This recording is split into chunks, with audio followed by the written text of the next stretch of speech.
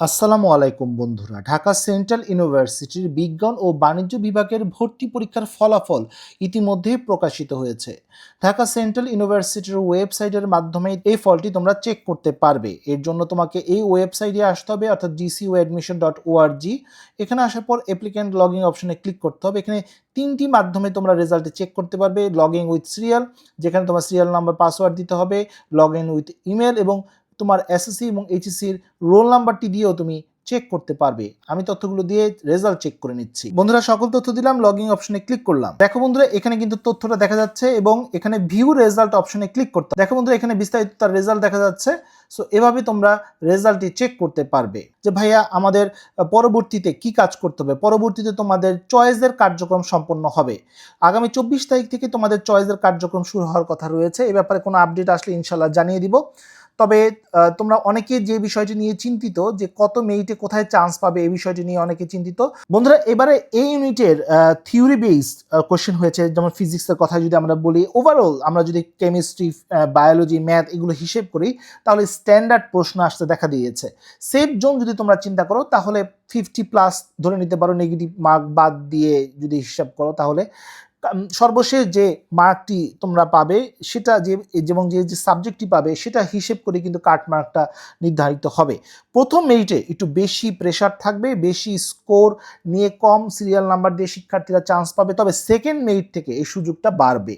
চয়েসটা ভালো করে দিতে হবে, না হলে কিন্তু সম্ভাবনা খুবই কম। যাদের স্কোর কম তাদের কিন্তু এভাবে বুঝে শুনে মিড রেঞ্জের কলেজ এবং কিছুটা কম জনপ্রিয় কলেজ দিলে তোমাদের সম্ভাবনা বাড়বে। অনেকেই বলতে পারো ভাই কাট মার্ক কেমন হতে পারে? 47+। তোমরা আশেপাশে মার্কস তোমরা ধরে নিতে পারো কাট মার্ক। জিপিএ সহ যদি চিন্তা করো 65 to 70+ তোমরা চিন্তা করতে পারো। আর তোমরা জানো আসন সংখ্যা বিজ্ঞানে রয়েছে প্রায় 4795টি। তার মানে নিশ্চয়ই তোমরা বুঝতে পারছো 5000-এর মধ্যে যাদের সিরিয়াল রয়েছে তারা সেফ পজিশনে রয়েছে। আর এই ইউনিটের টপ সাবজেক্টগুলো যদি চিন্তা করো, তাহলে 85+ হলে তোমার সম্ভাবনা রয়েছে। আর টপ সাবজেক্টের টপ কলেজ যদি চিন্তা করো, তাহলে হচ্ছে 85+ তোমার সম্ভাবনা রয়েছে। যাদের সিরিয়াল 2500-এর মধ্যে রয়েছে তাদেরও কিন্তু একটু ভালো সম্ভাবনা রয়েছে। এছাড়া যারা সি ইউনিটের শিক্ষার্থী তাদের কিন্তু 120-এর মধ্যে 75+ হলে সম্ভাবনা রয়েছে।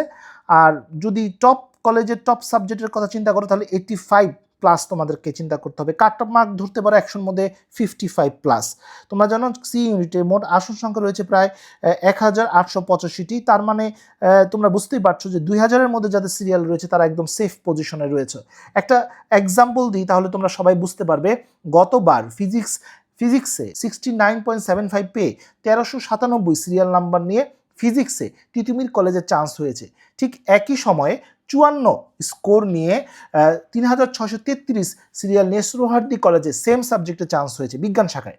অন্যদিকে অ্যাকাউন্টিং সাবজেক্টটিতে বদরুন্নেসাতে 1422 সিরিয়ালে 73 স্কোর নিয়ে কিন্তু চান্স হয়েছে। অন্যদিকে তিতুমির কলেজে 83.75 স্কোর পেয়ে 499 নাম্বার সিরিয়াল নাম্বার থেকে কিন্তু অ্যাকাউন্টিং সাবজেক্টটি পেয়েছে। তার মানে টপ কলেজে কিছুটা বেশি প্রেশার থাকবে, কম জনপ্রিয় কলেজে কম প্রেশার থাকবে। সেই হিসেব করে যদি তুমি দিতে পারো, তাহলে তোমার সম্ভাবনা অনেকাংশে বেড়ে যাবে। আর মূলত হচ্ছে প্রথম মেরিটের পরেই তোমরা মূলত যে স্কোরটা কত হতে পারে এবং কত পর্যন্ত যেতে পারে সেটা আমরা বুঝতে পারবো।